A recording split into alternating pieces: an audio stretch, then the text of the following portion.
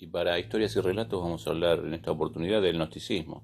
El gnosticismo surge durante los primeros siglos de nuestra era y es el conjunto de corrientes sincréticas, filosóficas, religiosas que llegaron a mimetizarse con el cristianismo, como hacíamos en los 3 primeros siglos de nuestra era, convirtiéndose finalmente en un pensamiento declarado herético, después de una etapa de cierto prestigio que va a tener entre los intelectuales cristianos. En efecto, puede hablarse de un gnosticismo pagano y de un gnosticismo cristiano, aunque el más significativo pensamiento gnóstico se lanzó como rama heterodoxa del cristianismo primitivo. Hay que destacar que según esta doctrina, los iniciados no se elevan por la fe en el perdón, gracias al sacrificio de Cristo, sino que se salva mediante la gnosis, o conocimiento introspectivo de lo divino, que es un conocimiento superior a la fe. Ni la sola fe ni la muerte de Cristo bastan para salvarse, van a decir los gnósticos cristianos. El ser humano es autónomo para salvarse a sí mismo. El gnosticismo es una mística secreta de la salvación. Se van a mezclar sincréticamente creencias orientalistas e ideas de la filosofía griega, principalmente platónica. Por eso se dice que es una creencia dualista. El bien frente al mal, el espíritu frente a la materia, el ser supremo frente al demiurgo, el espíritu frente al cuerpo y el alma. El término proviene del griego gnotikismos, de gnosis, que viene a ser conocimiento. Hay que decir que la enorme diversidad de doctrinas y escuelas gnósticas hace difícil hablar de un solo gnosticismo. Algunos aspectos comunes de su pensamiento, no obstante, podrían ser los siguientes. En primer lugar, su carácter iniciático, por el cual ciertas doctrinas secretas del Cristo o el ungido estaban destinadas a ser reveladas a una élite de iniciados. De esta forma, los gnósticos cristianos reclaman constituir testigos especiales de Cristo, con acceso directo al conocimiento de lo divino a través de la gnosis o experimentación introspectiva, a través de la cual se podía llegar al conocimiento de las verdades trascendentales. La gnosis era, pues, la forma suprema de conocimiento solamente al alcance de los iniciados.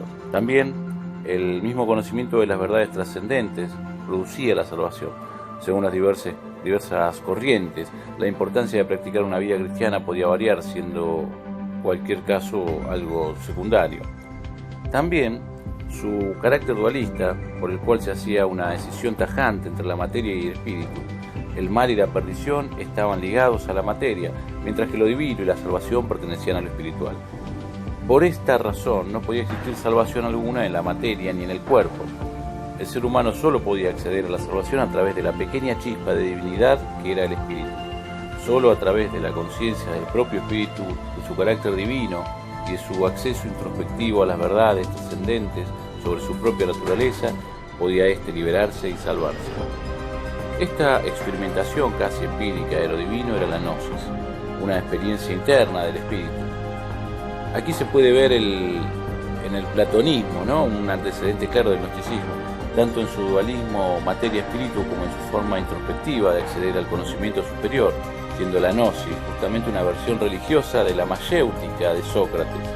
Este dualismo también prefigura el futuro maniqueísmo. También podemos hablar de su peculiar cristología.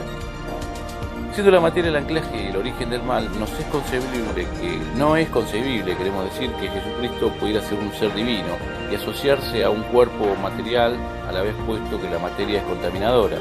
Por esa razón surge la doctrina del cuerpo aparente del Cristo, según el cual la divinidad no pudo venir en carne, sino que vino en espíritu, mostrando a los hombres un cuerpo aparentemente material, docetismo también llamado, y también otras corrientes sostienen que Jesucristo fue un hombre vulgar que en la época de su ministerio fue levantado, adoptado por una fuerza divina, el adopcionismo. Y también otras doctrinas afirman que la verdadera misión de Cristo era transmitir a los espíritus humanos el principio del autoconocimiento que permitía que las almas se salvaran por sí mismas al liberarse de la materia. Otras enseñanzas proponían incluso que Jesús no era un ser divino. Peculiares enseñanzas sobre la divinidad, entre estas se encontraba la de que todo espíritu era divino, incluyendo la parte espiritual del hombre, el alma, que no necesitaba a nadie para salvarse a sí mismo, siendo Cristo enviado a revelar esa gran verdad. Por otra parte, el creador u ordenador de la materia, llamado demiurgo, al multiplicar con su creación la materia, sería un ser malvado y opuesto al verdadero ser supremo del cual surgió. Existían conclusiones éticas muy divergentes en el pensamiento gnóstico. Siguiendo la idea de la condenación de la materia, algunas corrientes afirmaban que era necesario el castigo y martirización del cuerpo para, a través de este padecimiento de la carne, contribuir a la liberación del espíritu, propugnando un modo de vida ascético. Sin embargo, otras corrientes afirmaban que, siendo la salvación dependiente únicamente de la gnosis del alma, el comportamiento del cuerpo era irrelevante, disculpándolo de toda atadura moral y librándolo a toda clase de goces. Otras enseñanzas reprobaban la multiplicación de la materia, siendo así la procreación un acto condenable. También existían corrientes que, al igual que el platonismo y las filosofías orientales, creían en el retorno cíclico de las almas a la pasión de la materia a través de la reencarnación. Y esto es lo interesante, la nota distintiva en donde se nota la influencia oriental. Asimismo, el iniciado igualmente buscaba romper este ciclo a través de la gnosis, a través de la iluminación en las religiones orientales, como decíamos recientemente.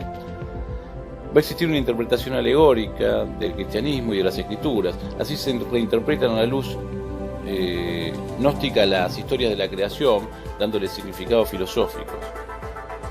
Hay un establecimiento de jerarquías espirituales. En la cima de los seres existe un Dios, un ser perfecto, inmanente, cuya propia perfección hace que no tenga relación alguna con el resto de los seres imperfectos.